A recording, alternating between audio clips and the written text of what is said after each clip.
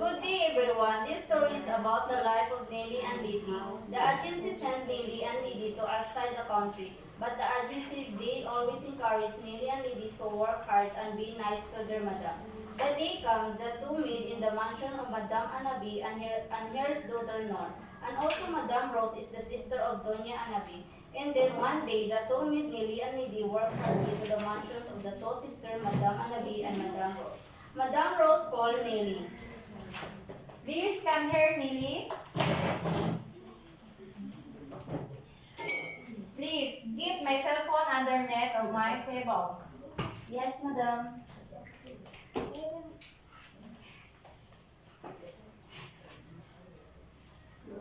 And please, clean my public glass. Clean the janta. And please, be careful. It's struggle. Nelly is diligently in this work, but Nelly she's always tolerate the attitude of Nor. After that, Nor calling Nanny Lady. Nanny lady,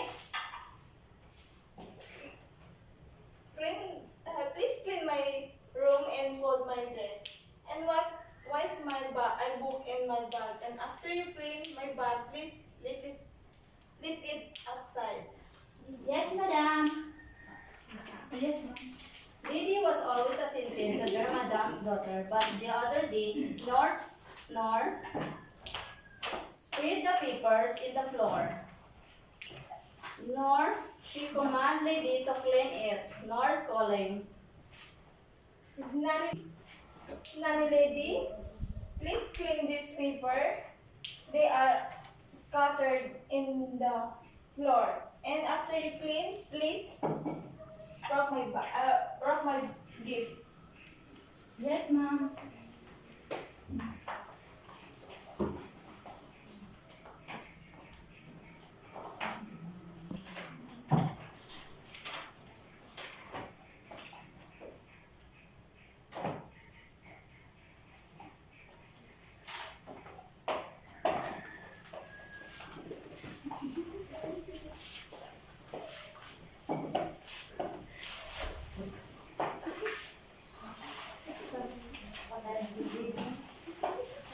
Lily and Lily was very patient to their madam, and the other day Lady checked the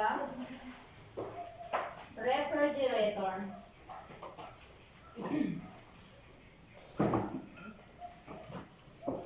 Excuse me, madam. My refrigerator is empty. Okay, I go to the grocery and buy it all and all this on the kitchen. By the way, lady, will you go please draw out the doormat in there because it's a rough and dirty. Yes, madam.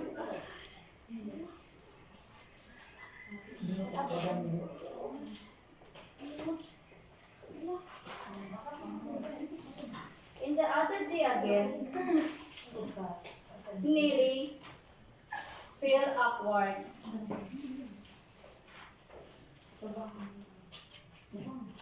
To tell her madam about her problem in her family, but she strongly to tell her madam because she needed it. Excuse me, madam, can I talk to you? Yes, of course, Nelly. You are a very good choice and dependable. Tell me what is that? Madam, can I advance my salary? Okay, I give you your money to send your family.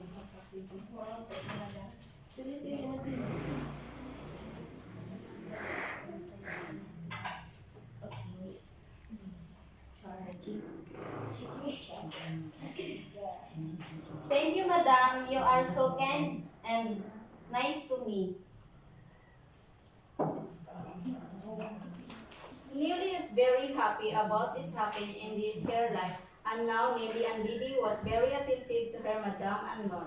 And the sister of Madame Anabi, she is Madame Rose. Madame Anabi and Madame Rose is very nice and attentive to her maid Nelly and Didi. Thank you and God bless.